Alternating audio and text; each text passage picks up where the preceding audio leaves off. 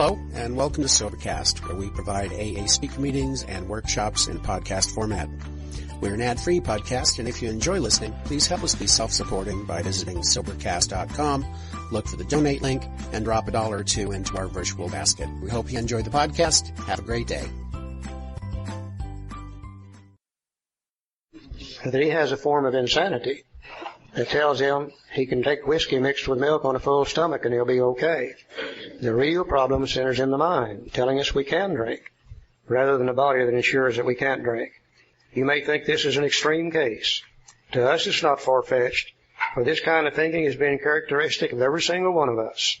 We have sometimes reflected more than Jim did upon the consequences, but there's always the curious mental phenomenon that, parallel with our sound reasoning, there inevitably ran some insanely trivial excuse for taking the first drink. Our sound reasoning failed to hold us in check. The insane idea won out. Next day, we'd ask ourselves in all earnest and sincerity how it could have happened. Let's look at the last paragraph on page 37. Our behavior is as absurd and incomprehensible with respect to the first drink as that of an individual with a passion, say, for jaywalking. He gets a thrill out of skipping in front of fast-moving vehicles. I don't understand this guy at all. But I can see him out here by the side of an interstate or a busy street, standing there waiting for a bus or a big truck to come along, jumps out in front of it, spins around 2 or 3 times, sees how close it can come to hitting him without actually hitting him. For some reason, he gets a thrill out of it. I don't understand it, but I can see him doing it. He enjoys himself for a few years in spite of friendly warnings. People are saying, "Hey, Jack, you better quit that or you're going to get hurt." He pays no attention to them. Up to this point, you would label him as a foolish chap having queer ideas of fun. Luck then deserts him, and he's slightly injured several times in succession. He's getting a little older now. He can't move as fast. They begin to hit him once in a while. Nothing serious. He just kind of bounces off of them.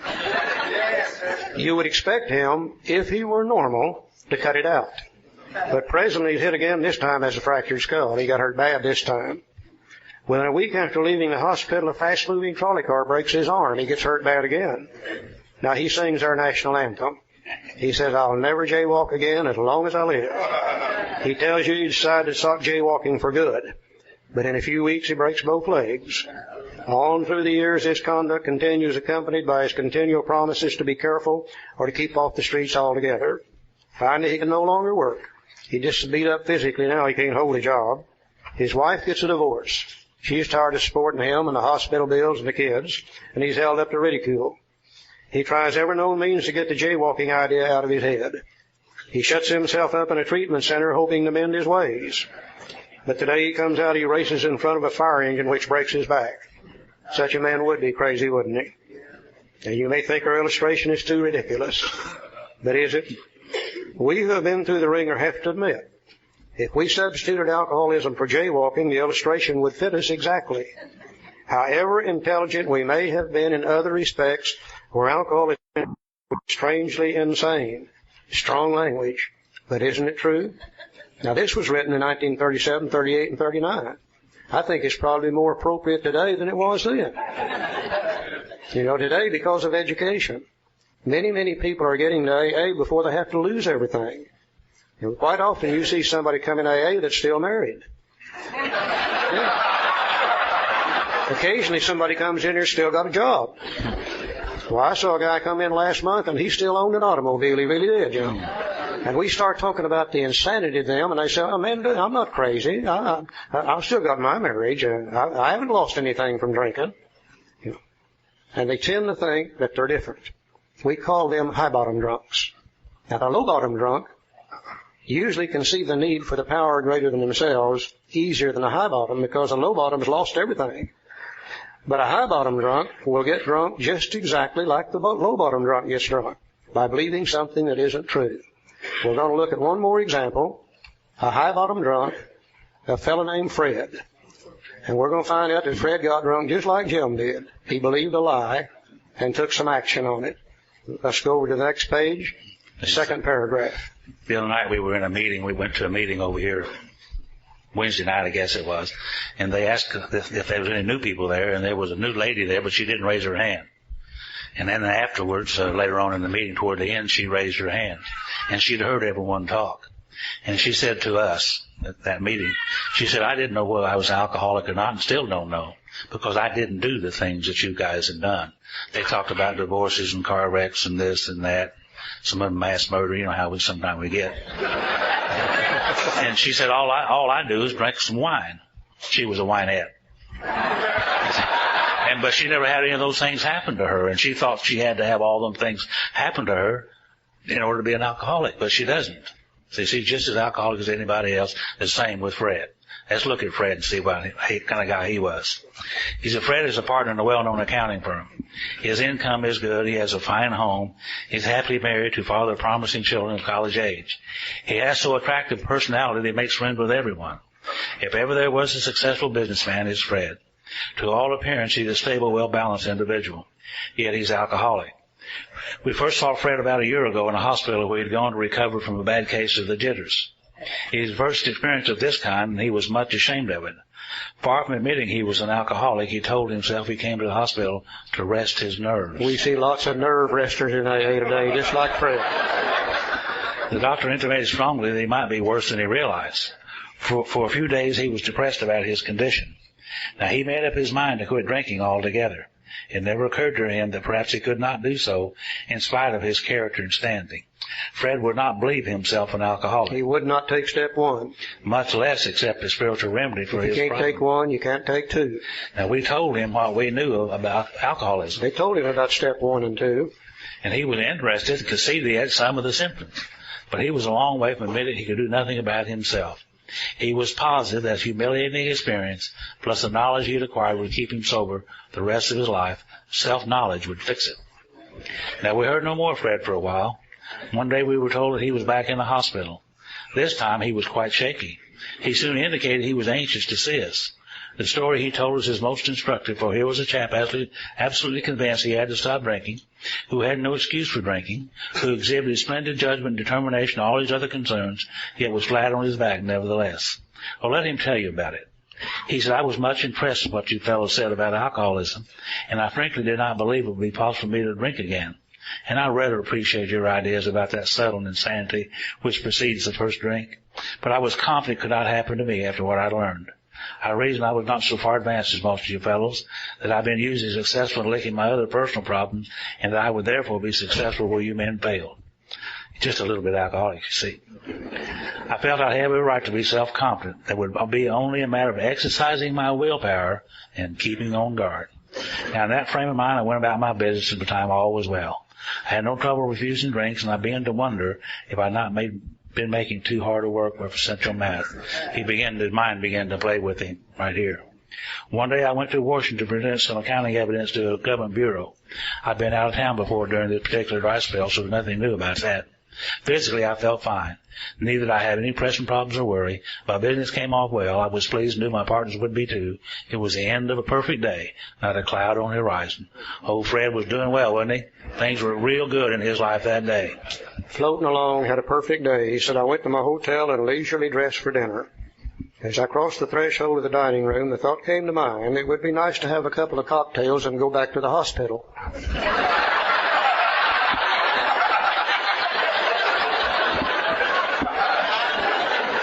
Now, that's the truth, isn't it? Mm-hmm. You can't drink on the truth. But you can't drink on the truth. So his mind simply said it would be nice to have a couple of cocktails with dinner. That was all, nothing more. Now, this is absolute insanity for this alcoholic. Now, based on the insanity, he makes a decision and takes some action. I ordered a cocktail at my meal. Then I ordered another cocktail. We've got it inside ourselves now. The physical allergy takes over. When I returned to the hotel, it struck me a highball would be fine before going to bed, so I stepped into the bar and had one. I remember having several more that night and plenty next morning. I have a shadowy recollection of being in an airplane bound for New York and finding a friendly taxicab driver at the landing field instead of my wife. The driver escorted me about for several days. I know little of where I went or what I said and did. Then came the hospital with unbearable mental and physical suffering. As soon as I regained my ability to think, I went carefully over that evening in Washington. Not only had I been off guard, I had made no fight whatever against the first drink. This time I had not thought of consequences at all. I could commence to drink as carelessly as though the cocktails were ginger ale. You know, old Jim, he vaguely sensed he wasn't any too smart. Fred didn't even sense that. Well, Fred just thought a couple of cocktails with dinner would be great, that's all. And he took a couple of cocktails, triggered the allergy, couldn't stop drinking, and ends up drunk all over again. Now, is his real problem the fact that he has a physical allergy to alcohol? Well, he has a form of insanity. He has an obsession. He has an illusion. He deluded himself into thinking that a couple of cocktails with dinner would be great. And based on that, he takes a drink and he ends up drunk. So his real problem centers in his mind rather than his body. Now, he's told us over and over again. He's told us about the man of 30. He's told us about Jim. He's told us about the jaywalker. He's told us about Fred. Now he's going to tell us one more time. And this is the way you get something true to an alcoholic. You repeat it over and over, and eventually we hear it. Page 43, last paragraph. See, Bill tried to stay sober on self-knowledge, and Roland tried to stay sober on self-knowledge, and Jim tried to stay sober on self-knowledge, and Fred was going to stay sober on self-knowledge. And after all these illustrations, he says once more. He told us through all these illustrations, now he's going to tell us once more. The alcoholic at certain times has no effective mental defense against the first drink. Except in a few rare cases, neither he nor any other human being can provide such a defense. His defense must, there's that word again, his defense must come from a higher power. And you can't heal a sick mind with a sick mind. You can't think your way out of it. The more you try to think your way out of it, the deeper into it you get. Because we just can't heal a sick mind with a sick mind. Our defense must come from a higher power. Through this chapter now, he's closed the door on me.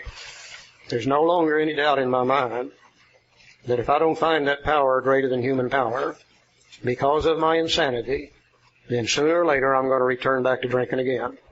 And he did it in a perfect way by using examples, and every one of us can see ourselves through at least one of those examples.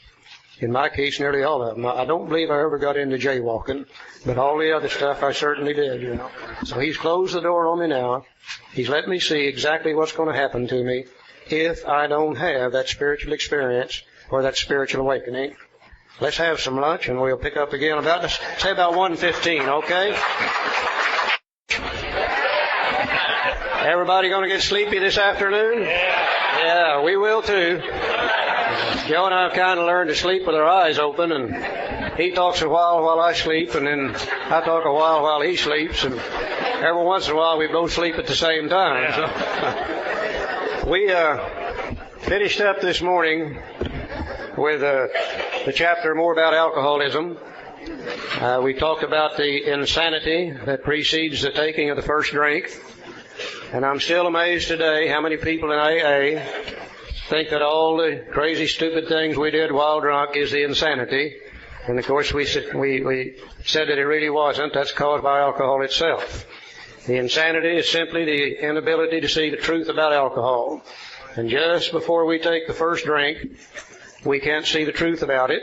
We believe a lie. We take the drink, and that triggers the allergy, and we end up drunk. I can see Bill again as he finishes up with chapter 3. Reviewing what he's done up to this point, probably saying to himself, I was able to show them the problem in the doctor's opinion, able to give them an example of the problem in my story, Bill's story, was able to show them the solution in chapter 2, and I was able to show them what's going to happen to them in chapter 3 if they don't find that solution. And as we said at the closing up the last session, he's closed the door on us now. He's left no doubt in our mind that if we don't find that power greater than human power, we're going to end up going back drinking again, becoming insane and drinking and maybe die from alcoholism.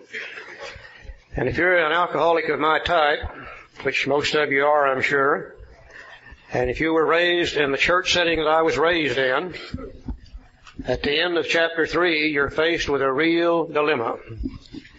Because you see, I was raised in a good old Southern Baptist church. Now please don't get me wrong. The good old Southern Baptist church is a good church. It was a good church when I was a kid. It's a good church today. But it seems to me as though when I went to the good old Southern Baptist church as a young kid growing up, that I never heard anything good about God. I'm sure they talked about God and talked about good things, but that message never got to the pew that I sat in. As I remember so clearly, the only thing that I can remember hearing about God in church is hellfire and brimstone. Going to hell for lying and cheating and stealing and drinking whiskey and committing adultery. By the time I got to AA, I'd been doing that for about 26 years. And I knew that God had already told St. Peter, when that little four-eyed sucker gets up here, send him downstairs. We'll not need his kind. Now, I remember so clearly when I separated from God and separated from the church. When I was a kid going to church there, they told me the things I could do and what I couldn't do. And they said, if you do this and this, you're going to be okay. If you do that, that, and that, you're going to hell just sure as anything. And I didn't have any trouble with any of that until I got to be about 12 or 13 years old. And one day the minister looked me straight in the eye and he said, to think about doing it is just as bad as doing it. And I thought, if I'm going to go to hell for thinking about doing it, and I might as well just go ahead and do it. And I did it. And I didn't go to hell immediately. And I said to myself, that sucker's been lying to me all along.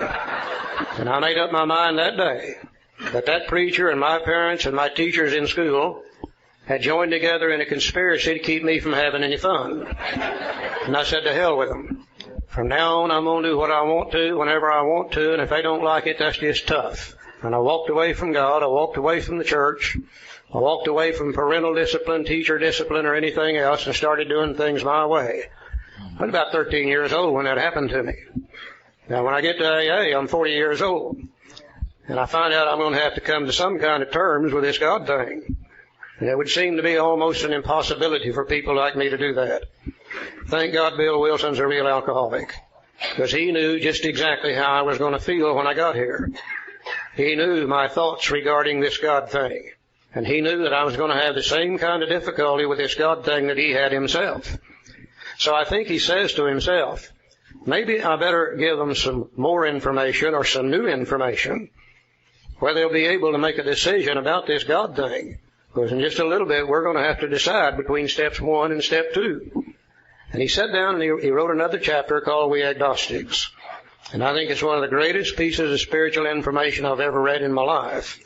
I was amazed when I read it to begin to realize that it doesn't try to tell me that there's any particular kind of God. It doesn't try to prove to me that there's any kind of God. What it does, it gives me some new ideas about God so I can discard some of my old ideas about God and be able to make the decision that I'm going to be called upon to make in the chapter following this one. And without chapter 4, I never would have been able to make that decision. He called it We Agnostics. Let's look at it for a few minutes, Joe. And I love the chapter We Agnostic, because Gnostic means knowledge.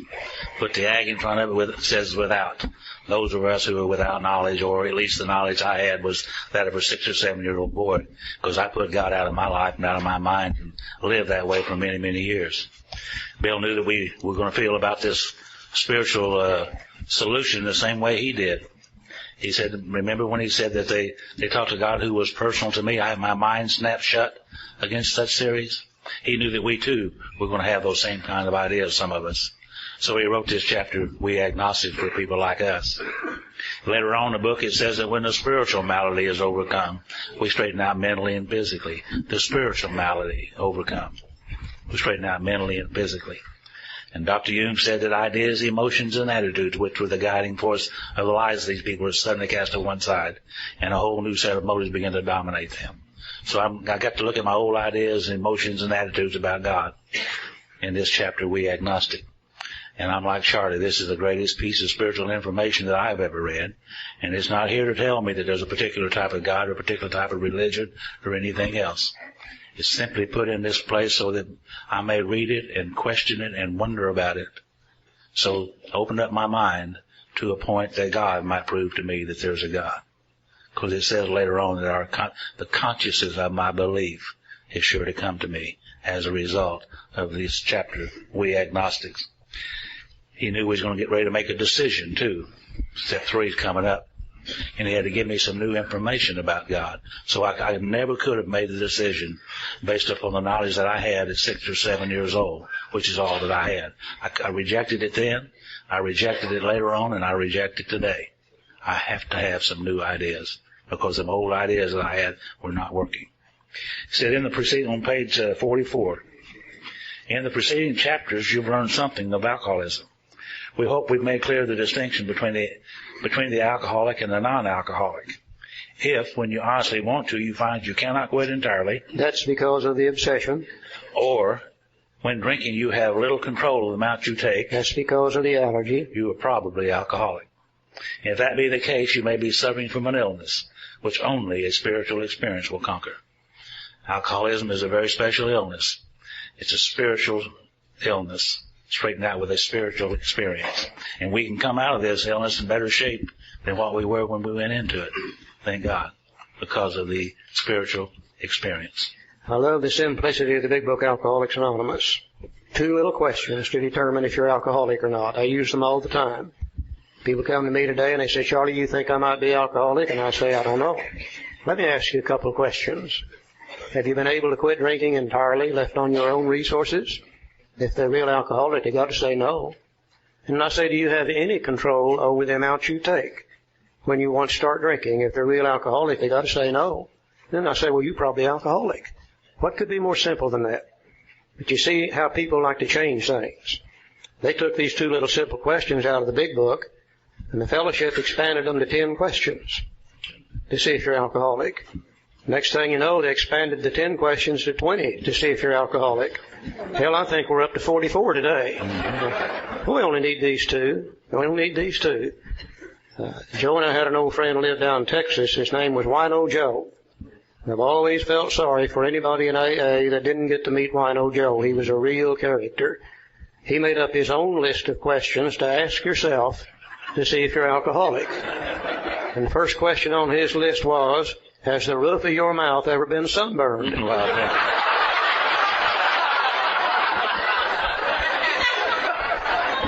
Joe was a real wino, and he spent lots of time laying out in the field with his mouth wide open there. Out in those cotton fields. Another question he asked that I loved, he said, have you ever been arrested for drunk driving from the back seat of somebody else's car? And the third one that I liked was, have you ever been arrested for public drunk while in jail? So, Wino had a whole list. We just need to. You know, we are very, very unique people. Very few people in the world suffer an illness which is a 2-fold illness that can only be overcome by a spiritual experience. We number amongst a few people in the world that have a terminal illness, that we can come out of it in better shape than we went into it if we can have that spiritual experience. Now, the book says to one who feels he's an atheist or agnostic, such an experience seems impossible. And that's exactly where I was when I got here. But to continue as he is means disaster, especially if he's an alcoholic of the hopeless variety. To be doomed to an alcoholic death, Step 1. Or to live on a spiritual basis, Step 2. Are not always easy alternatives to face. But it isn't so difficult. About half our original fellowship were of exactly that type. At first, some of us tried to avoid the issue, hoping against hope we were not true alcoholics. But after a while, we had to face the fact that we must find a spiritual basis of life or else. Perhaps it's going to be that way with you. But cheer up. Something like half of us thought we were atheists or agnostics, and our experience shows that you need not be disconcerted. And I'm thinking what Bill is saying to us here in these last 2 paragraphs, it really doesn't make any difference what you think or what you believe or how you feel about this God thing when you come to AA. That you're still going to be able to have the spiritual experience, the spiritual awakening, still going to be able to learn how to live on a spiritual basis. He said if a mere code of morals or a better philosophy of life were sufficient to overcome alcoholism, many of us would have recovered long ago. Now, we alcoholics aren't drunken bums. Drunken bums are where they want to be. They're not too interested in changing the situation. We alcoholics will be there with the drunken bums, but we don't want to be there. We've got a conscience. We have a philosophy of life. We have a set of morals. We can't live up to them, though, because of our alcoholism. But if those morals and those philosophies could have saved us, many of us would have recovered from alcoholism a long time ago. The book says, but we found that such codes and philosophies did not save us, no matter how much we tried. We could wish to be moral. We could wish to be philosophically comforted. In fact, we could will these things with all our might. but the needed power wasn't there. Our human resources, as marshaled by the will, were not sufficient. They failed utterly. Lack of power, that was our dilemma. And how true that is. You know, if you and I could have found the power in any other way to overcome our alcoholism, well, we wouldn't be members of AA today. You know, this is the court of last resort. We came to AA because we had no place else to go. We didn't come to AA because we wanted to. I've never seen an alcoholic yet that took a drink at age 14, jumped up and down, shouted with joy, said, I can hardly wait to be a member of AA when I'm 36 years old. No. If we could have found the power in any other way, we wouldn't be members of AA today. We had to find the power by which we could live. And it had to be a power greater than ourselves, obviously. But where and how were we to find this power? Well, that's exactly what this book is about. Its main object is to enable you to find the power greater than yourself, which will solve your problem. It does not say which will enable you to solve your problem. It says which will solve your problem. And we find, interestingly enough, from page 45 on, we're through talking about alcohol. From page 45 on, we talk about one thing and one thing only. For those of us who are powerless, and that's all of us, or we wouldn't be here, how do you find the power? And if we can find the power, then the power will solve the problem. So if we're going to find the power, we're going to have to start somewhere. And let's see if we can see the beginning or the starting of the finding of the power. Let's go over to page 46. Last paragraph. You know, if you think your willpower is what's going to solve it, we know that now that the willpower is not going to do it, because the obsession of the mind is stronger than our willpower. Well, we got to find something stronger than our obsession of the mind, which is that who made it, which is a spiritual experience. It's stronger than the obsession of the mind. That's the only thing that will conquer this problem. On page 46, it said, yes, we of agnostic temperament have had these thoughts and experience. Let us make haste to reassure you. We found that as soon as we were able to lay aside prejudice, which is old ideas, and express even a willingness to believe in a power greater than ourselves, we commenced to get results, even though it was impossible for any of us to fully define or comprehend that power, which is God. Much to our relief, we discovered we did not need to consider another's conception of God. Our own conception, however inadequate, was sufficient to make the approach and effect the contact with Him. Okay, here's the first old idea cast aside. When I was raised as a kid in church, I was taught that you have to believe that the way they believe, or you're going to go to hell just sure as anything. And I figured since I didn't believe that way, there was no chance of me having a spiritual experience or spiritual awakening. The book tells me that's not necessarily true, that I can have my own conception of God. So the first old idea is cast aside, replaced with a new idea. I can have my own conception of God. I don't have to be concerned anymore about what they said about God, who He is, what He is, or where He is. First old idea cast aside, replaced with a new idea. My old first sponsor, George, a little black fellow who's dead now, just died about 6 or 8 weeks ago. Yeah, he was a tremendous fellow. But anyhow, George saw that I was having a real trouble with this idea about God. And he said, Joe, you're having real trouble with this, aren't you? And I said, I'm just having all kinds of trouble with it. I don't know what to do. He said, well, I'll tell you what he did, and maybe it would help me, he said. He said, go home tonight and get you a pencil and a piece of paper out and realize that you can't make God. But if you could, what would you want God to be? I didn't know you could do that. Yeah. You go to hell down at Southern Baptist Church for doing it. In a hurry. In a hurry, if they found out about it. So I went home that night and I got me a pencil and a piece of paper and I wrote down some things that I wanted God, just me, laying aside all that other stuff that I thought I knew. If I could make God, I wanted Him to be this. I wrote it down. And I showed it to George. I thought he would probably laugh at me. But he didn't. He said, well, that's good. You can start right there. Boy, I needed permission. I needed a starting place, and he gave me permission to start right there, and I needed that permission. So I started right there with a very simple little idea.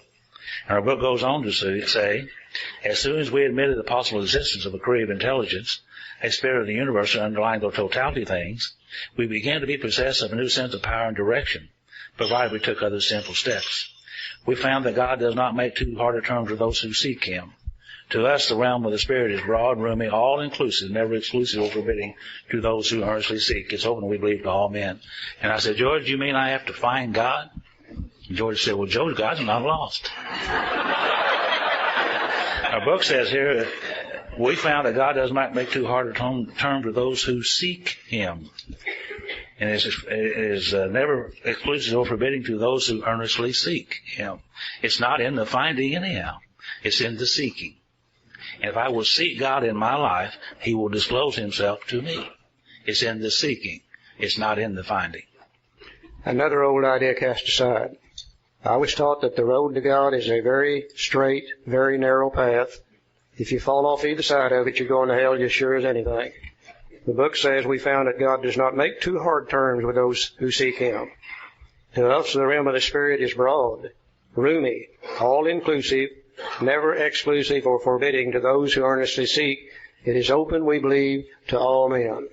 So another old idea cast aside, that maybe this road that I'm going to travel to finding God is not as straight and not as narrow and not as rigid as I was taught that it was. Also, it is open to all men, period. Not just those who believe as they believe, but to all men, period, and women. So an old idea cast aside, a new idea takes its place. Page 47. So when, therefore, we speak to you of God, we mean your own conception of God. This applies, too, to other spiritual expressions which you find in this book. Do not let any prejudice. Now remember, prejudice is old ideas. Do not let any old ideas you may have against spiritual terms deter you from honestly asking yourself what they mean to you. All I have to do is ask myself what these things and these spiritual expressions I hear in this book, what do they mean to me? Just me. And at the start, this was all that we needed to commence growth, to effect our first conscious relation with God as we understood Him. And then afterwards, we found ourselves accepting many things which then seemed entirely out of reach. But that was growth. If we wished to grow, sometimes it was growth, you're right. But if we wished to grow, we had to begin somewhere. So we used our own conception, however limited it was. Now we needed to ask ourselves but one short question. Do I now believe? The agnostic has always believed in some kind of God. The agnostic just didn't turn to God to seek God's help. But we've always, as an agnostic, believed in some kind of God. Or am I even willing to believe? The atheist who says there is no God, all they have to do is be willing to believe that there is a God. That there's a power greater than myself. And as soon as a man can say that he does believe, agnostic, or is willing to believe, atheist, we emphatically assure him that he's on his way. It has been repeatedly proven among us that upon this simple cornerstone, a wonderfully effective spiritual structure can be built. Again, the asterisk, please be sure to read Appendix 2 on spiritual experience. If we can't find a power greater than ourselves, at least find one other than ourselves. You know, here the asterisk is tying together the wonderfully effective spiritual structure with the spiritual experience. And that's what we're building as we progress through the steps. This wonderfully effective spiritual structure will eventually end up as the spiritual experience or the spiritual awakening. And we're going to be building this structure as we progress through the program. Way back in Bill's story, he said willingness was the foundation of that structure. And that's step one. Step two, believing, we're going to see, is the cornerstone of that structure. And that's going to be step two. And then later on, we're going to put some more stones in place. Eventually, we're going to build that spiritual structure. We're going to pass through it to freedom, and we're going to recover from alcoholism. So he's really beginning to paint now a picture in our mind as we go through this thing of the structure that we're going to build. And the wonderfully effective spiritual structure is the spiritual experience. Now, he said that was great news for us. For we'd assumed we could not make use of spiritual principles unless we accepted many things on faith which seem difficult to believe. Now here Bill separates the words belief and faith. And one problem I always had, as a kid growing up in church, the minister always said, son, all you got to do is have faith and everything will be all right. Well, faith implies surety. Faith implies knowledge. Faith is after the fact information. I had no faith that God would do for me what I couldn't do for myself because I'd never really tried to get God to do that. So how would I know that He would? The best thing I can do is to start with belief. Belief is upfront information. Belief can be nothing more than just suspicion. Let me give you a good example in our everyday lives. Let's say I moved into this Torrance, California area, and a month or two after I get here, I've got a problem with my automobile. Now, I don't know a good mechanic anywhere in this area. But you've been here for years, and I assume you'll know somebody. So I come to you and I say, look, I've got a problem with my car. I need a good mechanic. Can you recommend anybody? And you say, well, sure. Take it over there to Jack's place. He'll do you a reasonable price, or to do you a good job, and he'll charge you a reasonable price. Well, I don't know whether that's true or not. The best I can possibly do with that information is if I believe it's strong enough, I'll take my automobile over to Jack. Sure enough, he does a good job, charges me a reasonable price. When I leave there, I know that he will do that. When I went there, I believed he would do that. Now, 6 months from now, I have trouble with my automobile again. I don't ask you or anybody else where to take it. I take it right back to Jack. Only this time, I took it on faith. And we can't start with faith. The best we can possibly do is to start with believe. And all we have to do to start this building of this wonderfully effective spiritual structure is say to ourselves, do I now believe? I've always believed in some kind of God. Or am I even willing to believe that there is a power greater than myself? And the book says if we can answer that question, then we're already on the way simply by believing. You know, one time, a long time ago, with my first wife, I was trying to get back home, and she was pretty good hand about going to church, and I went to church with her for a little while, and went in and had a little visitation with the preacher. Thought I'd show up there and try to get a little, a few points. And so I went and talked to this preacher, and he asked me, he said, well, Joe, what seems to be your problem? Well, I don't know what the problem is, so I tell him what I think it is, and it's her. Really, if you live with her, you drink too, I said. Well, he gave me a solution, and they'll do that, And he said, you must, and boy, he emphasized that word, you must have faith in these things. And he told me what they were. And I just looked at him and looked at him, and I couldn't do that. Because how can you have faith in something that you don't even believe? Thank God in AA we can come to believe. It didn't say we come to have faith in the beginning. It said we could come to believe. And that's what I had to do, was come to believe. And then later on today I have faith. But that was to be a while before I got to that. Let's go to page 51 now. If I know I need the power, which I do, I've already admitted I'm powerless. If I know the beginning of the finding of the power is just to believe or even be willing to believe, that's the starting point. The next thing I need to know is what procedures am I going to follow in order to be able to find that power. Let's go to page 51, first paragraph. He said, this world of ours has made more material progress in the last century than all the millenniums went before. Almost everyone knows the reasons. Students of ancient history tell us that the intellect of men in those days was equal to the best of today. Yet in ancient times, material progress was painfully slow. The spirit of modern scientific inquiry, research, and invention was almost unknown.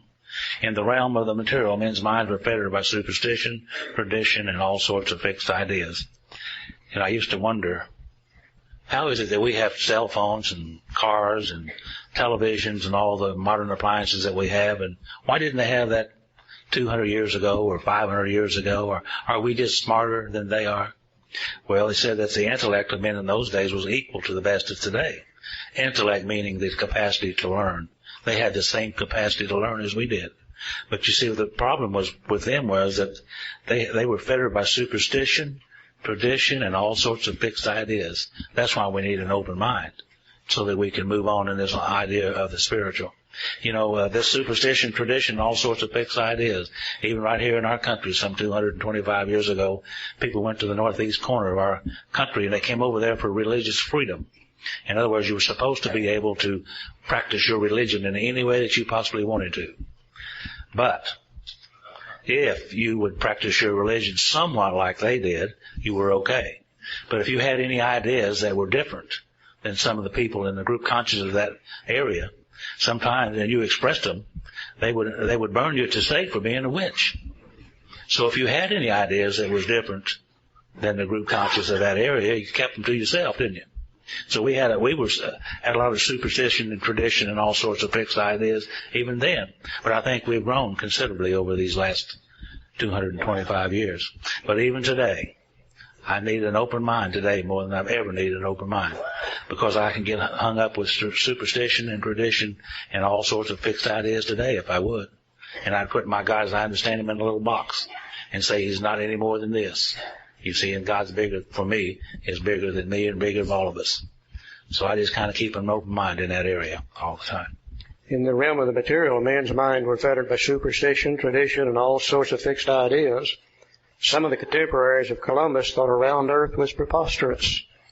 I think Columbus is one of the greatest examples of what you can do just based on belief, not on faith, not on knowledge, but just on belief. And as we go back and look at what occurred with Columbus, you've got to believe that Columbus had to be alcoholic. Mm-hmm. Absolutely had to be. Because you've got to be tough, you've got to be stubborn to stand there and express a belief which is entirely different from the rest of the world. Right? All the rest of the world thought the earth was flat. And Columbus was tough enough and strong enough to stand there and say, I don't believe she's flat, I believe it's round. Another reason we think Columbus was probably alcoholic is when he left, he didn't know where he was going. And when he got there, he didn't know where he was. And when he got back, he didn't even know where he had been. But what really made him alcoholic is a woman financed the whole trip for him. You're the alcoholic. She did that twice. By being willing to believe different, Columbus changed everybody on earth. Some 500 years ago, a little more than that, most of what they thought was the civilized world was centered around the shores of the Mediterranean Sea, maybe the western shores of Europe.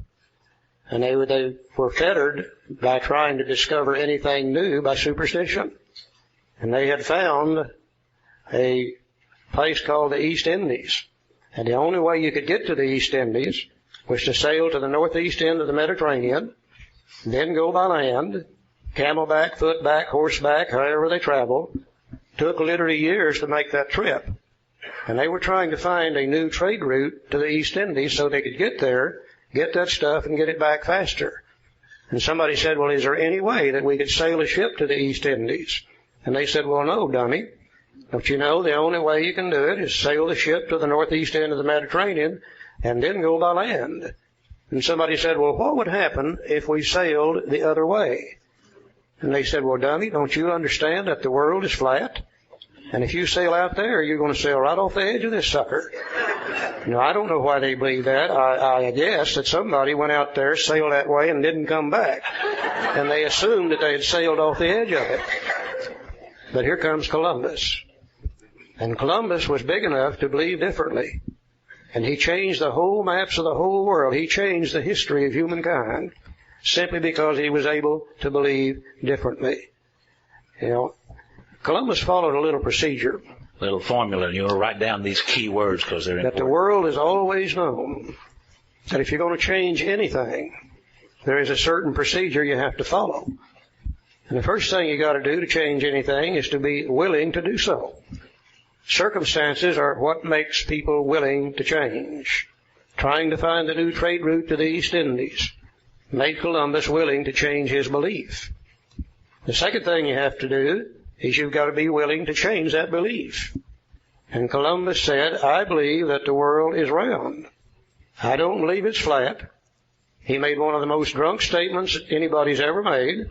He said, I believe you can get east by sailing west. If that isn't drunk thinking, I don't know what is. But his belief didn't do him any good because he's still standing on the shore of the ocean when he expressed the belief. Some days, weeks, months, years later, Columbus made a decision.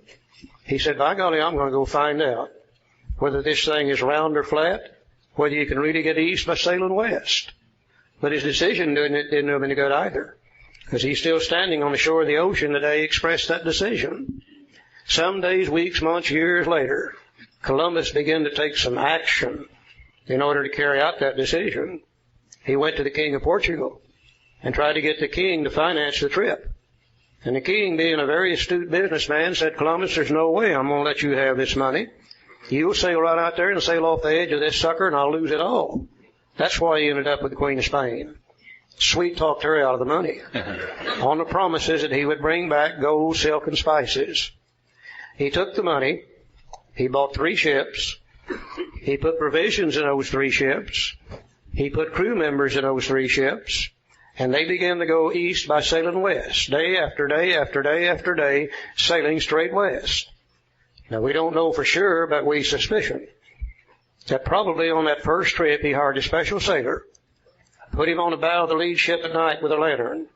And he said, I believe this thing is round, but if you see the edge of this damn thing, you holler, don't get it turned around. Now, after having taken that action, he got results. You always get results from actions.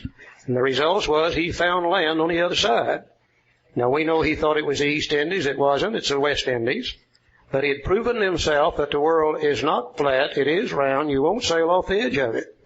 He turned around and came right back to Europe. Went right back to the Queen of Spain. And she said, Columbus, where's the gold, silk, and spices you promised you would bring me? And he said, sweetheart, I didn't find any. But he said, I'll tell you what. If you'll refinance me, I'll go back. And this time I'll find them. And she gave him some more money, and he got some more ships. He got some more crew members. He got some more provisions. And they began to go east by sailing west with one big difference. This second trip, he didn't hire the special sailor, put him on the bow of the lead ship at night with a lantern, because he went back in faith. He knew now that the world is round. And you can't go start out with faith. You can only start out with belief. Now, what I'd like to say to you today is the 12 steps of Alcoholics Anonymous are brand new. The world's never seen anything like them before. But if I did, I'd tell you a lie.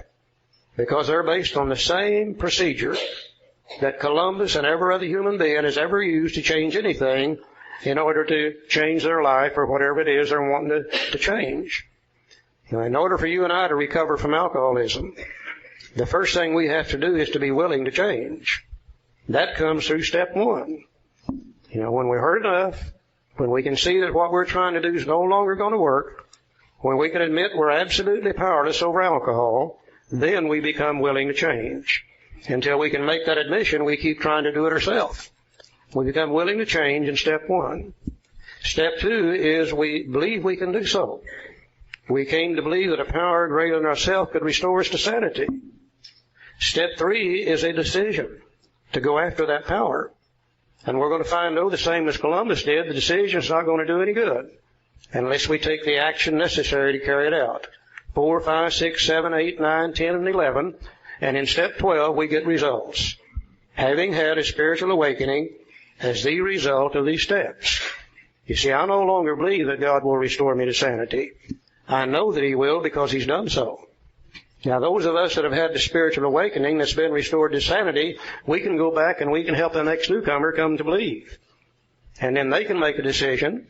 We can help them take the action and the steps. They'll have a spiritual awakening, and they can go help the next one come to believe. There's only one thing we can't do for the newcomer. We can't make them willing. That's a job that they have to do on their own. Now, how does an alcoholic become willing to change? Very simple. Drinking whiskey. A lot of it. And when you drink enough of it, then you become willing to change. And I had a guy not long ago tell me, he said, I've been in AA 4 years, been working on step 1 in AA for 4 years. And I said, no, you haven't. I said, you don't work on step 1 in AA. You work on step 1 out there, drinking that whiskey. And when you drink enough of it, then you're ready for step 1. Then you're willing to change. And we can help them come to believe. We can help them act. And they'll have a spiritual experience, just like Columbus changed the whole world based on the same formula. A very simple little deal that starts with belief. If I know I need the power, if I know the beginning of the finding of power is to believe or even be willing to believe, if I know the procedure to follow to find the power, I've just got to know one more thing now, and that is, where am I going to find that power? And I think we get here to AA just as confused about where God is as we were ever confused about what God was. You know, I got a picture in my mind as a kid growing up in church. I don't know whether I saw it or dreamed it. But to me, God was a tall, elderly gentleman standing on a cloud up in the sky. Long, flowing white robes. Long, flowing white hair. Golden halo around his head. Sun rays shooting out of that halo, and a big stick in his right hand.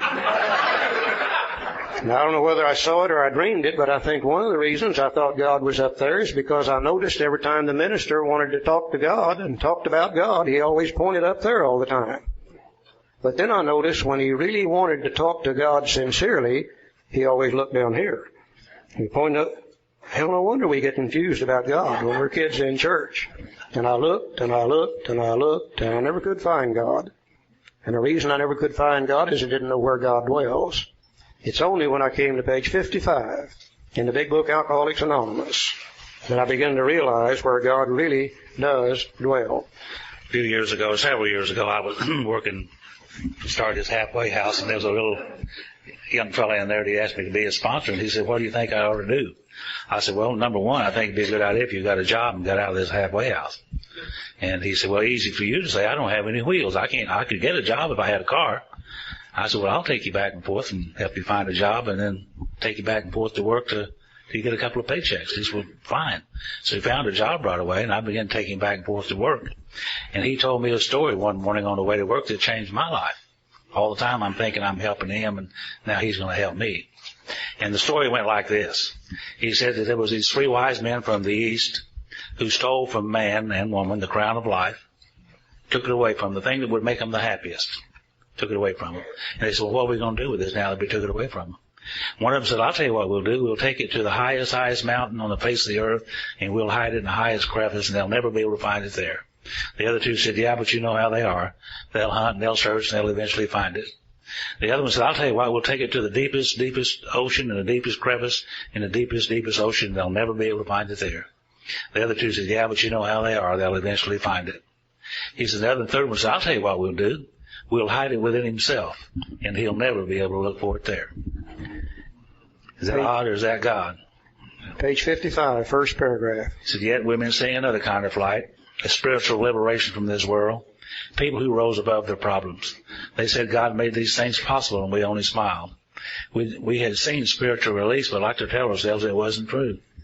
Actually, we were fooling ourselves, for deep down in every man, woman, child is a fundamental idea of God. It may be obscured by calamity, by pomp, by worship of other things, but in some form or other it's there. For faith in a power greater than ourselves and miraculous demonstrations of that power in human lives are facts as old as man himself. See, we're just born with it. We finally saw that faith in some kind of a God was a part of our makeup, just as much as the feeling we have for a friend. Sometimes we had to search fearlessly, but he was there. He was as much a fact as we were. We found the great reality deep down within us, and the last knowledge is only there that he may be found, and it was so with us. Now, it seems as though every human being on earth seems to be born with some form of knowledge, probably lying at a subconscious level, and that knowledge seems to be able to tell us how we should live and how we shouldn't live. Seems to be able to tell us what we should do and what we shouldn't do.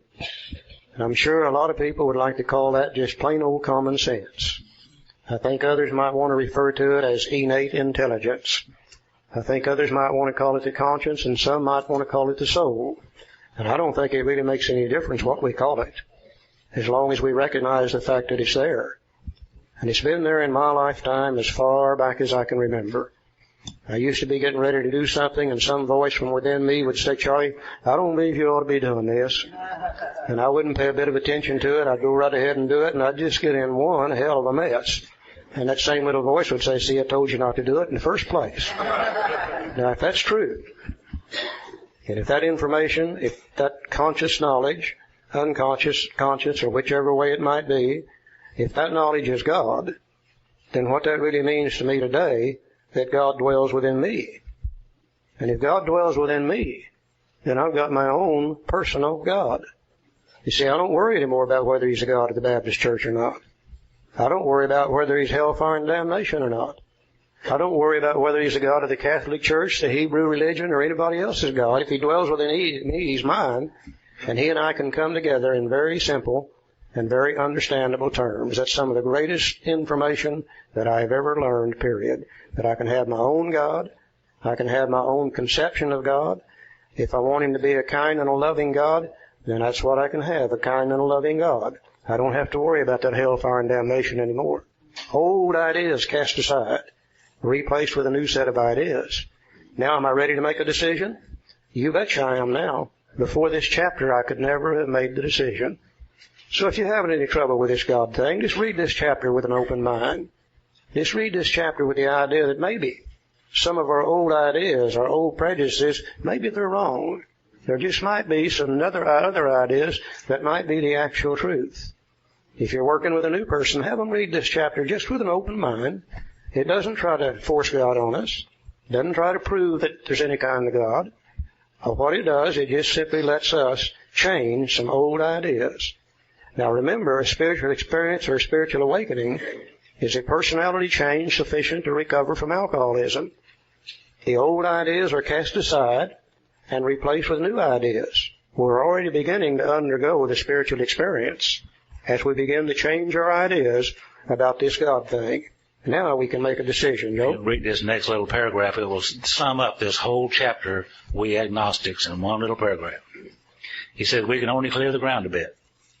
If our testimony helps sweep away prejudice, old ideas, enables you to think honestly, encourages you to search diligently within yourself, then if you wish, you can join us on the broad highway. With this attitude, you cannot fail. Now get this. The consciousness of your belief is sure to come to you.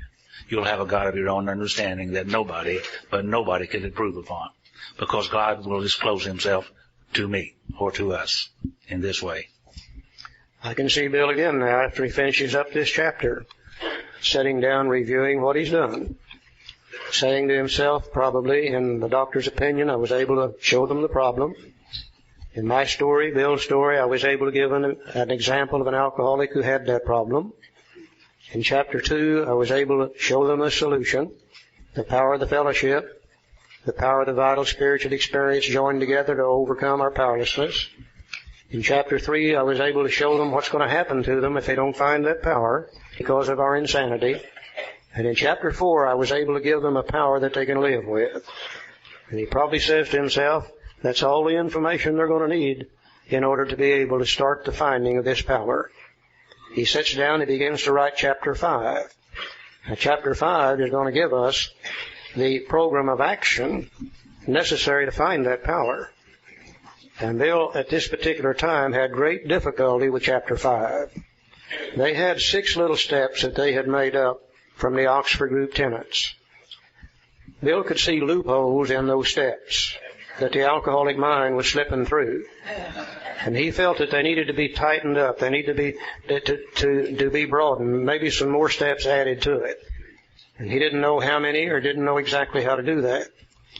He also was having trouble with this God thing, because by this time we had all different kinds of people coming into AA. You know, the first ones that came in were probably Protestants, and then we had some Catholics coming in, and then we began to have some Jewish people coming in, and we began to have a sprinkling of Muslims showing up in AA. And he's getting ready to write a set of directions on how to find God. And how in the hell are you going to do that without offending somebody? And he said he tried, and he tried, and he tried, and he tried, and he simply could not get started on chapter 5. He said finally one night, while in bed, pillow behind his back, leaning against the headboard, pad and pencil in hand, trying to start on chapter 5, he said, I finally just gave up. Put the pad and pencil down. He said, I closed my eyes and I prayed, and I asked God for the right thought, the right action, the right decisions. He said, I meditated for a few minutes, and I reached over and picked up the pad and pencil, and he said it felt as if the pencil had a mind of its own as it raced across the pages. In less than a half hour, he had written how it works. One of the greatest things that the world's ever seen on directions on how to find God. Then he had to show this, of course, as with all the book, to the other members. And we showed them the new how it works with 12 steps instead of 6. The crap hit the fan. One of them said, hell, Bill, Moses only had 10 and you got 12. They said, what do you mean trying to give directions to people and et cetera and et cetera and et cetera? And the fight was on, and they almost destroyed the fellowship over how it works. Now what Joe's going to read is the original how it works as Bill wrote it that night before the fellowship forced him to make some changes in it. And I think in the reading of the original how it works, you're going to be able to see just exactly what he had in mind as far as these steps are concerned, Joe. Remember back on page 45, it said the main object of this book was to enable me to find a power greater than myself which would solve my problem. Well, this is how it works. He said, rarely have we seen a person fail who has thoroughly followed our directions. Not suggestions, directions. Those who do not recover are people who cannot or will not completely give themselves to this simple program. Usually men and women who are constitutionally incapable of being honest with themselves. There are such unfortunates. They're not at fault. They seem to have been born that way. They are naturally incapable of grasping and developing a way of life which demands rigorous honesty. Their chances are less than average. There are those, too, who suffer from grave emotional and mental disorders, but many of them do recover if they have the capacity to be honest. Our stories disclose in a general way what we used to be like, what happened, and what we're like now. Now, if you've decided you want what we have and are willing to go to any length to get it, then you are ready to follow directions. At some of these, you may balk. You may think you can find an easier, softer way. We doubt if you can. With all the earnestness at our command, we beg of you to be fearless and thorough from the very start. Some of us have tried to hold on to our old ideas, and the result was nil until we let go absolutely. Remember that you are dealing with alcohol. Cunning, baffling, powerful. Without help, it is too much for you. But there is one who has all power, and that one is God. You must find him now. Half measures will avail you nothing. You stand at the turning point. Throw yourself under his protection and care with complete abandon. Now we think you can take it. Here are the steps we took, which are suggested as your program of recovery. 1. Admitted we were powerless over alcohol, that our lives had become unmanageable. 2. Came to believe that a power greater than ourselves could restore us to sanity. 3. Made a decision to turn our will and our lives over to the care and direction of God as we understood him. Over to the care and direction of God as we understood him. Remember that. We'll refer to it later on. 4. Made a searching and peerless moral inventory of ourselves. 5. Admitted to God, to ourselves, and to another human being the exact nature of our wrongs. 6. We're entirely willing that God remove all these defects of character. 7. Humbly, on our knees, ask him to remove our shortcomings, holding nothing back. 8. Made a list of all persons we had harmed, became willing to make complete amends to them all. 9. Made direct amends to such people wherever possible, except when to do so would injure them or others. 10. Continued to take personal inventory, and when we were wrong, promptly admitted it. 11. Sought through prayer and meditation to improve our contact with God, praying only for knowledge of his will for us and the power to carry that out. 12. Having had a spiritual experience as a result of this course of action, we tried to carry this message to others, especially alcoholics, and to practice these principles in all of our affairs. Now you may exclaim, what an order! I can't go through with it. Do not be discouraged. No one among us has been able to maintain anything like perfect adherence to these principles. We're not saints. The point is that we're willing to grow along spiritual lines. The principles we have set down are guides to progress. We claim spiritual progress rather than spiritual perfection. Our description of the alcoholic. That's the doctor's opinion. Some of it in chapter 2 and 3. The chapter 2 of the Agnostic. That's chapter 4. And our personal adventures before and after. That's Bill's story and those in the back of the book. Have been designed to sell you 3 pertinent ideas. Well, Bill was a salesman. He didn't sell you certain ideas. A, that you are alcoholic and cannot manage your own life. Step 1. B, that probably no human power can relieve your alcoholism. Step 2. C, that God can and will. The rest of step 2. Now, if you're not convinced on these vital issues, you ought to reread the book to this point or else throw it away. Pretty strong. What could be more clear? It's evident that Bill didn't intend for this to be a set of suggestions. He intended it for it to be a set of directions. He said so 2 or 3 times. He intended for it to be a set of directions to the individual alcoholic on how to recover from alcoholism. And when the other members saw it, that's when the crap hit the fan. They said, Bill, you don't have any right to give anybody directions. Nobody has the right to tell anybody else what they're going to have to do. They said also, Bill, this stuff about making complete amends, this stuff about holding nothing back, that sounds too much like the Oxford Group Absolutes, and we don't like that, and you're going to have to change it. And Bill said, oh, no, I'm not going to change this. He said, this came after prayer and meditation. He said, what you guys have got to realize is these aren't my words, these are God's words. And they said, well, we don't really give a damn whose words they are. It's our book, and you're going to change it. And he said, no, I'm not. And they said, yeah, you are. And the fight was on. And they almost not only blew the book project, they almost destroyed the fellowship right here. And finally, Bill very reluctantly realized that if we're going to go any further with the book, he's going to have to make some compromises. There was a non-alcoholic psychiatrist around in those days, and he said, why don't you change it from directions to suggestions? He said, probably more people would buy into your ideas than they will if you just force the directions on them. He said, well, to mean the same thing. And he said, where you keep saying must, he said, change that to ought. And he said, where you keep saying you, he said, say we. Don't say this is what you got to do. Tell them this is what we had to do. And he said, probably more people would be more apt to follow these things if you make a few minor changes. Bill very reluctantly agreed to make those changes. But Bill was cunning, baffling, and powerful also. Because he said to the fellowship, he said, okay, I'm going to compromise with you and make the changes, but you're going to have to compromise with me. And they said, well, what do you want? He said, look, I'm tired. He said, I've fought and argued with you all the way through this thing, and especially hearing how it works. And he said, if you want me to finish the book, then you give me the authority to do so. And if you don't want to give me the authority, then you finish the book yourself. Well, they didn't want to give him that authority, but they certainly didn't want to have to finish the book either. They very reluctantly agreed to that. Now, what Bill knew that they didn't know is 2 pages later, he's going to put directions and you and must right back in the book. He had it all the way up to how it works, jerks it out of how it works, turns around, puts it right back in, and ruins some of the continuity of the book. But now that we can see what he really intended, it's easy to see what Bill intended for this thing to be. A set of directions to the individual alcoholic on how to recover from alcoholism.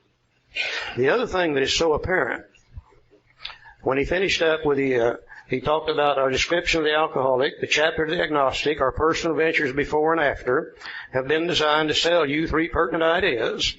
And the 3 pertinent ideas are involved in steps 1 and 2. People come to us today and they say, well, how do you work steps 1 and 2? And we say, you don't. They are not working steps. They are conclusions of the mind that we draw based on information presented to us in the doctor's opinion and the first 4 chapters. You see, I've always been powerless over alcohol. My life's always been unmanageable because of that. I just did not know that, nor did I know why, until I read the doctor's opinion in the first 4 chapters. There's always been a power greater than I am could restore me to sanity. I just didn't believe that power would do so, nor did I understand the insanity I had to be restored from until I read the doctor's opinion in the first 4 chapters. Now, based on the information we've covered up to this point, if I can sit here today and say, you betcha, I'm powerless over alcohol, my life has become unmanageable, I'm through with step 1. If I can sit here and say, you betcha, I believe there's a power greater than I am can restore me to sanity, I'm through with step 2. You see, the fallacy in trying to start people in chapter 5 is chapter 5 really starts with 3. And they don't have 1 and 2 behind them unless they've absorbed all this information up to this point. It's got to be important because we've used a doctor's opinion and 4 more chapters to talk about steps 1 and 2. We only got 3 more chapters now that talks about the rest of the program. Most of this book is centered on 1 and 2 up to this point. Joe?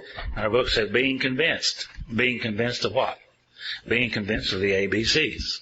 It says if we're not convinced, we ought to reread the book to this point, or else throw it away.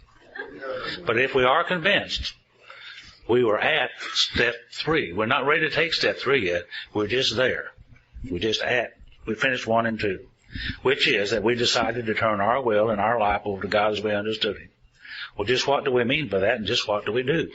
Pretty good question, isn't it? How do we go about doing that? I have to make a decision to turn my will. And what is my will? My will is my thinking, and my life is my actions. So I'm going to make a decision here to turn my will, my thinking, and my life, my actions over the care, as the book used to say, the care and direction of God as I understood Him. That's what I'm getting ready to do. I haven't done that yet, but I'm getting ready to make that decision to do that. I think there's 3 key words in step 3 that we need to look at very closely. And the first one is the word decision. You know, I hear a lot of people say, well, I've been in AA 4 or 5 years. My life's still all screwed up. I don't understand why. Because I turned it over to God when I took step 3 years ago. Now, we don't turn anything over to God in step 3. We make a decision to do so. And the decision itself implies that we're going to have to take some further action to do that. You know, a good example in my own life is a few years ago, my wife Barbara and I, we decided to come out here to California and visit some of our relatives who were living here in Torrance at that time. But we didn't do anything to carry out that decision. So sure enough, we didn't get to California either. The next year, we made the same decision to come out here and visit our relatives, and again, we didn't do anything to carry it out. Second year in a row, we didn't get to California. Third year in a row, we made the decision. Only this time, it was a little different. I took the car down and had it serviced. Barbara packed the clothes and a little food, and we got in our automobile and we drove from our home to Tulsa, Oklahoma. Then we drove to Oklahoma City. Then we drove to Amarillo, Texas. Then we drove to somewhere in New Mexico, Albuquerque, I guess. Tucumcari. And then after that, we drove to Flagstaff, Arizona. And then we drove to Barstow, California. And by golly, one day we ended up in Torrance visiting with our relatives. Not because we made a decision, but because we took the action necessary to carry it out. And our book's going to tell us in just a little while that this decision is going to have little permanent effect unless it once followed by a strenuous course of action. 4, 5, 6, 7, 8, 9, 10, and 11. So all we're doing in step 3 is making a decision. Now what is it we're deciding to do? Well, we're making a decision to turn our will over to the care and direction of God as we understand Him. What is our will? Our will is nothing more than our thinking apparatus. Our will is nothing more than this thing up here in our head that tells us what to do and what not to do. Our will is nothing more than our mind. Let me give you a good example of tying your will with your thinking apparatus. Let's say that some of us are beginning to approach the end of our lives, which some of us in this room are. And we've gathered up a few material things. We've become concerned with what's going to happen to them when we pass on. When they go down and sit down in an attorney's office and tell that attorney what we want done with these things. I want this to be my spouse's, this is to go to my daughter, this is to be my son, so on, so on, so forth. That attorney will take my thinking as of that day coming from my mind and put it down on a piece of paper in legal terms. I'll sign it, the attorney might sign it as a witness, and we'll put it in a safe. Now 3 or 4 years from now, sure enough, I kick the bucket. And if my family's like all the rest of them, they're not going to wait very long. They're going to call the undertaker and say, come and get him. And get him ready, and let's get him in the ground about as fast as we can. Now a day or two later, hell, used to it was 4 or 5 days. Now then it's just a day or two later. We're all out there at the cemetery. And they got me in a box, suspended over a hole in the ground. A few people standing around that box, and hopefully somebody in AA will say a prayer or two. They start dropping me down in the hole. And my family, like all the others, will not even wait till I get to the bottom of the hole. Just as soon as I start in that hole, they jump in the car, they go to that attorney's office. And that attorney reads to them my thinking as of that date 3, 4, 5 years prior to that time. Now what do they call that piece of paper? They call it a will, don't they? That's why they do. Will, thinking, mind, they're all synonymous. They mean the same thing. So I'm making a decision to turn my thinking apparatus over to the care and direction of God as I understood Him. What else am I going to try to turn over? Well, I'm making a decision to turn not only my will, but also my life over to the care and direction of God as I understand Him. And what is my life? My actions. My life is nothing more than my actions. What I am right now, as of this moment, sitting behind this table, is the sum accumulative total of all the actions I've taken throughout my entire lifetime has made me what I am today. Now, all action is born in thought. Say that again, please. All action is born in thought. Sometimes we react to a situation so fast that we think we do it automatically, but we don't. I can't even reach out and pick up this coffee cup unless my mind tells my body to do so. So if all action is born in thought, then it stands to reason that my life is going to be determined by how I think. If my thinking is okay, chances are my actions are okay, and chances are my life's going to be okay. But if my thinking is lousy, then chances are my actions are going to be lousy, and chances are my life's going to be lousy too. I shall never forget when I got to step 3. I went to my sponsor. I said, Neil, I don't believe I can take step 3. And he said, why? And I said, because if I turn my will and my life over to the care of God as I understand Him, I have no idea where you have me be. And He may want me to be a missionary. And He may want to send me to China, and I sure as hell don't want to go to China. And he just laughed. And he said, well, at least it wouldn't be in the hands of an idiot, would it? He said, let's look back in your lifetime, Charlie. You've always been a selfish, self-centered, self-willed human being. You've always done what you wanted to do whenever you wanted to do it. Is that right? And I said, well, you know it is.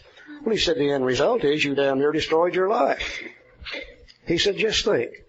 If God could direct your thinking, it might become better. And he said, if your thinking becomes better, chances are your decisions and your actions would become better, and chances are your life would become better too. He said, there's no way that God could make it any worse than you have yourself. He stepped back about 2 feet and stuck his old bony finger right in the middle of my chest, and he said, now you got to make the decision. He said, I wish I could make it for you, but I can't. This is one you have to do yourself. And that's what every one of us are faced with, you know. Are we going to keep on trying to run the show ourselves? Are we going to keep on making our own decisions? Are we going to keep on taking the same old actions? Are we going to keep on until we destroy ourselves? You know, nobody can make life any worse than we alcoholics have made it for ourselves by following on self-will. So we got to make this decision now as to which way we want to go. The book says we don't have any other choices. We can stay powerless, we can accept spiritual help, and now we've got to decide between those two. Thank God I made the decision to turn my will and my life over to the care of God as I understood Him, Joe. See, He told us how it works. Just now we read how it works. And now He's going to tell us why it doesn't work. And the book says that the first requirement is that we be convinced that any life run on self-will can hardly be a success. That's the reason it don't work. On that basis, we're almost always in collision with something or somebody, even though our motives are good. Most people try to live by self-propulsion. Each person is like an actor who wants to run the whole show. Is forever trying to arrange the lights, the ballet, the scenery, and the rest of the players in his own way. If his arrangement would only say put, if only people would do as he wished, the show would be great. Everybody, including himself, would be pleased. Life would be wonderful. Wouldn't it be wonderful if they would only mind? The only problem is they don't mind. My wife does not mind. My will for my wife is one thing, and her will for her is another. And a lot of times they're in collision with each other. So the first requirement is that we be convinced that any life run on self-will could hardly be a success. Some 12 or 13 years after Bill wrote the big book, and after a consultation with some of the best minds in the world, and after experience with working with many, many, many alcoholics, Bill began to see some of the things that would make people tick. And he wrote the 12 and 12 about 12 or 13 years later. Primarily, he was out pushing the tradition, but he put some information, about the steps in the front of the book. They're just short essays, short stories about the steps. More information about the steps to better help us to work the steps out of the big book. And in the area of the fourth step, in the 12 and 12, there's some information in the first 2 or 3 pages of the 12 and 12 is some of the best information I've ever seen that tells you what makes people tick. And I need to get a working knowledge of that information I know today, because later on this afternoon we're going to talk about that third column on page 65 that gives so many of us so much trouble. I get to that third column, I didn't have an understanding of what part of self was affected, so I just skipped over that. You see. Thanks for listening. I hope you enjoyed the podcast. Sobercast is ad-free, and we'd like your help in order to keep it that way. So if you'd like to help us be self-supporting by pledging $1 or $2 a month, visit Sobercast.com and look for the donate links. Thank you very much.